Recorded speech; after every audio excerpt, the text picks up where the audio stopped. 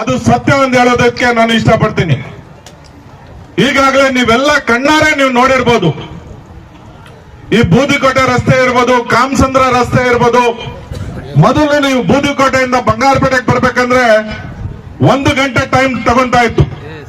ಆದ್ರೆ ಇವತ್ತು ನಮ್ಮ ಶಾಸಕರು, ಅದು ಕಾಂಗ್ರೆಸ್ ಸರ್ಕಾರ ಮಾಡಿರೋ ಒಂದು ರಸ್ತೆಯಲ್ಲಿ 15 ನಿಮಿಷದಿಂದ 20 ನಿಮಿಷದಲ್ಲಿ ನೀವು ಬಂಗಾರಪೇಟೆ ಸೇರ್ಬೋದು. ಇಂಥ ಕಾರ್ಯಕ್ರಮಗಳಿಗೆ ಯಾರು ಮಾಡೋಕ್ಕಾಗತ್ತಂತೆ? ಅವರಿಗೆ ಇಚ್ಛಾಶಕ್ತಿ ಇರಬೇಕು. ಇವತ್ತು ನೀವೆಲ್ಲರೂ ನೋಡಿರ್ಬೇಕು, 2013ರಲ್ಲಿ ಶಾಸಕರಾಗಿ ಆಯ್ಕೆ ಆದ್ಮೇಲೆ ಸತತವಾಗಿ ಬಂಗಾರಪೇಟೆಯಲ್ಲೇ ಎಲ್ಲ ಜನತೆಗೂ ಏಕೈಕ ನಮ್ಮ ಜಿಲ್ಲೆಯಲ್ಲಿ ಯಾರು ಶಾಸಕರು ಸಿಗ್ತಾರೆ ಅಂದ್ರೆ MLA ಅವರು, ಸಾರ್ವಜನಿಕರಿಗೆ, ಅದು SN ನಾರಾಯಣ ಸ್ವಾಮಿ ಅವರಿಂದ ಹೇಳೋದಕ್ಕೆ ನಾನು ಇಷ್ಟಪಡ್ತೀನಿ. ಬೆಳಗ್ಗೆ 5 ಗಂಟೆಗೆ ಶುರು ಮಾಡಿದ್ರೆ ಸಾಯಂಕಾಲ 9-10 ಗಂಟೆವರೆಗೂ ಜನರ ಸೇವೆಯಲ್ಲೇ ಇರ್ತಾರೆ. ಅಂತ ಶಾಸಕರು ಸಿಕ್ಕಿರೋದು ನಮ್ಗೆ ಪುಣ್ಯ ಅಂತ ಹೇಳೋದಕ್ಕೆ ನಾನು ಇಷ್ಟಪಡ್ತೀನಿ. ಈಗಾಗಲೇ ಏನು ನಮ್ಮ ಕಾಂಗ್ರೆಸ್ ಸರ್ಕಾರ 5 ಗ್ಯಾರಂಟಿ ಓಳ್ ಬಿಡೋ ಜಾಯಮಾನ ನನ್ನದಾಗ್ಲಿ ನಮ್ಮ ಮುಖಂಡರದಾಗ್ಲಿ ಅಲ್ಲ. ನಾವೆಲ್ಲ ಕೂಡ ಏನ್ ಹೇಳ್ತೀವೋ ಅದನ್ನೇ ಮಾಡ್ತೀವಿ, ಅದೇನಮ್ಮ. ಹಾಗಾಗಿ ಇವತ್ತು ಇಷ್ಟೊಂದು ನನಗೆ ಈ ಒಂದು ಕಾರ್ಯಕ್ರಮದಲ್ಲಿ ಎಲ್ಲ ಅನ್ಕೊಂಡೆ, ಶಂಕುಸ್ಥಾಪನೆ ತಾನೇ ಹೋಗಿ ಯಾವ ಮಸ್ತಾವ ರಚಿಸ್ತಾ ವಸ್ತೆ ಆಡಿಂಗ ಅಪಹಾರ. ನನಗೆ ಬಹಳ ಆಶ್ಚರ್ಯ ಆಯ್ತು. ನಾನು ಬರ್ತಕ್ಕಂಥದ್ದು ಯಾವುದೇ ಒಂದು ಚುನಾವಣೆಗಲ್ಲ, ಯಾವುದೇ ಒಂದು ಸಭೆಗಲ್ಲ, ಕೇವಲ ಕಾಮಗಾರಿಗಳ ಶಂಕುಸ್ಥಾಪನೆ ಮಾಡ್ತಾ ಇದ್ದೀನಿ. ಇವತ್ತು ನೀವು ಇಷ್ಟೊಂದು ಸಾವಿರಾರು ಸಂಖ್ಯೆ ನೋಡಿದ್ರೆ ನಿಜಕ್ಕೂ ಕೂಡ ನಾನು ನಿಮ್ಮ ಪಾದ ಕಮಲಗಳಿಗೆ ಸಾಷ್ಟಾಂಗ ನಮಸ್ಕಾರಗಳನ್ನು ಮಾಡ್ತೇನೆ. ಸದಾಕಾಲ ನಿಮ್ಮ ಸೇವಕನಾಗಿ, ನಿಮ್ಮ ಮನೆಯ ಮಗನಾಗಿ, ಮಗುವಿಂದ ನನಗೆ ಆಯುಷ್ ಕೊಟ್ಟಿದ್ರೆ ಆಯುಷ್ ಇರೋ ತನಕ ನನ್ನ ಅಕ್ಕ ತಂಗಿರ, ಹಣ ತಮ್ಮಂದಿರ ಈ ಕ್ಷೇತ್ರ ಸೇವೆ ಮಾಡೋ ಭಾಗ್ಯ ಕೊಡಪ್ಪ ಅಂತ ನಾನು ಕೇಳ್ಕೊಳ್ತೇನೆ. ಏಕೆಂದ್ರೆ ಹಣ ಬರುತ್ತೆ ಹೋಗುತ್ತೆ, ಅದ್ಯಾವುದು ನಿಲ್ಲೋದಿಲ್ಲ. ನಿಲ್ಲುತ್ತಾ? నేనేమని 5 రూపాయలు ఇస్తే మగవాళ్ళు మాపై భయం అయిపోతుంది.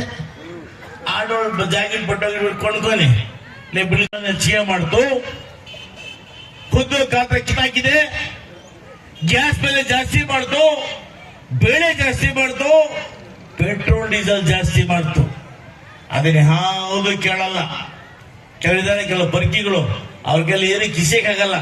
ಬರೋದು ಊರಲ್ಲಿ ಬೆಂಕಿ ಹೆಚ್ಚೋದು, ಈ ಹುಡುಗರನ್ನ ಪಾಪ ಸಣ್ಣ ಇರ್ತಾರೆ ಅವ್ರು ಎಬ್ಬಿಸ್ಬಿಡೋದು, ಹೊಟ್ಟೋದು.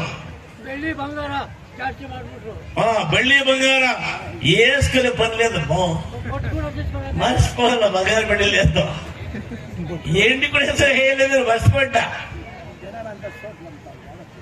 ఈ బీజేపీ గవర్నమెంట్ లో ఎన్నీలే బంగారు లేదు,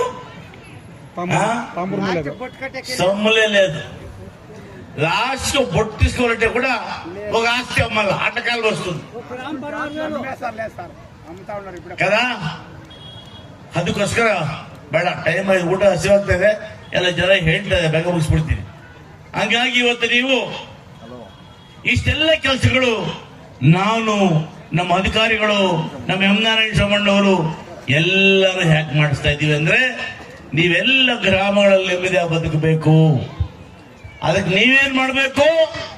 ಮುಂದೆ ಬರ್ತಕ್ಕಂಥ ಗ್ರಾಮ ಪಂಚಾಯಿತಿಗಳಲ್ಲಿ, ಜಿಲ್ಲಾ ಪಂಚಾಯಿತಿಗಳಲ್ಲಿ, ತಾಲೂಕ್ ಪಂಚಾಯಿತಿಗಳಲ್ಲಿ ಕಾಂಗ್ರೆಸ್ ಯಾವ ಅಭ್ಯರ್ಥಿಯನ್ನು ಗುರುತು ಮಾಡ್ತದ ಅಭ್ಯರ್ಥಿಯನ್ನ ಅವರಿಗೆ ಓಟ್ ಹಾಕ್ಬೇಕು. ಅವನೆಲ್ಲಮ್ಮ ಎಲ್ಲಂటే ಈ ಸಹಾಯ ಕೊಡ್ತಕ್ಕಂಥವರನ್ನ, ಉಪಕಾರ ಮಾಡ್ತಕ್ಕಂಥವರನ್ನ ಉಪಕಾರ ಸ್ಮರಣೆ ಮಾಡ್ಬೇಕಲ್ಲ. ఎనకంటా ఉండ్రి ముందే యారెలుగా ద్రోహం చేస్తారు అని అట్లా ఆర్ಬಿಟ್ಟು ವಿರೋಧ చేసేలేదు ನಮಗೆ ಮುಂದೆ. ಹಾಗಾಗಿ ಮುಂದೆ ಬರ್ತಕ್ಕ ಚುನಾವಣೆಗಳಲ್ಲಿ ತಾವೆಲ್ಲರೂ ಕೂಡ ಗೆಲ್ಲಿಸಬೇಕು. ಕಾಂಗ್ರೆಸ್ ಪಕ್ಷಕ್ಕೆ ಸೋನಿಯಾ ಗಾಂಧಿ ಅವರನ್ನ, ಮಲ್ಲಿಕಾರ್ಜುನ ಖರ್ಗೆ ಅವರನ್ನ, ರಾಹುಲ್ ಗಾಂಧಿ ಅವರನ್ನ, ಸಿದ್ದರಾಮಯ್ಯ ಅವರನ್ನ, ಡಿ ಕೆ ಶಿವಕುಮಾರ್ ಅವರನ್ನ, ಸುರೇಶ್ ಅವರನ್ನ ಅವರ ಕೈಗಳ ಬಲಪಡಿಸಿ ಈ ಬಡವರ ಸೇವೆ ಮಾಡಲಿಕ್ಕೆ, ರೈತರ ಸೇವೆ ಮಾಡಲಿಕ್ಕೆ ತಾವು ಅವಕಾಶ ಮಾಡಿಕೊಡ್ಬೇಕು ಅಂತೇಳಿ ತಮ್ಮೆಲ್ಲರ ಇಷ್ಟೊಂದು ಬಿಸಿಲಲ್ಲಿ ಇವತ್ತು ರದ್ದು ಮಾಡಿದ್ದಾರೆ. ಇವತ್ತು ಮನಮೋಹನ್ ಸಿಂಗ್ ಅವರ ಮನರೇಗಾ ಬದಲಾಗಿ ಇವತ್ತು ಜಿ ಹೋಮ್ ಜಿ ಡಾಕ್ಟರ್ ಇದ್ದೀನಿ ಅಮ್ಮ జీ రామ్జీ అని చేసించి మీకంతా కూలిపికేసిపోతుంది. ಪಾಪ ಬಹಳಷ್ಟು ಜನ ಗ್ರಾಮ ಪಂಚಾಯತ್ ಸದಸ್ಯರಾಗ್ತಾ ಇದ್ದು ಒಂದೇ ಖಾತ್ರಿ ಮಾಡೋಣ, ನಮ್ಮನ್ನ ರೋಡ್ ಮಾಡೋಣ, ನಮ್ಮನ್ನ ಡ್ರೈನ್ ಮಾಡೋಣ, ಚಾರಿಟಿ ಕಳ್ಸೋಣ ಅಂತ ಆಗ್ತಾ ಇದ್ರು. ಪಾಪ ಇವತ್ಯಾವುದಕ್ಕೂ ಅವಕಾಶ ಇಲ್ಲ. ಯಾಕೆ ಅವಕಾಶ ಇಲ್ಲ ಅಂದ್ರೆ ಇವತ್ತು ಆ ಸ್ಕೀಮನ್ನ ಹಿಂದೆ ಪಂಚಾಯಿತಿ ಹೋಗಿ ನೀವೇ ಫಾರಂ ಹಾರ್ಕೊಟ್ಟು ನಾನು ಕೂಲಿ ಮಾಡ್ತೀನಿ ಅಂತ ಹೇಳಿದ್ರೆ ನಿಮ್ಮ ಅಕೌಂಟ್ಗೆ ಹಣ ಹಾಕ್ತಾ ಇದ್ರು. ಇವತ್ತು ಆ ಸ್ಕೀಮ್ ಹಾಕಿದ್ರು. ಇವತ್ತು ನೀವು ಗ್ರಾಮ ಸದಸ್ಯರು ಇಷ್ಟು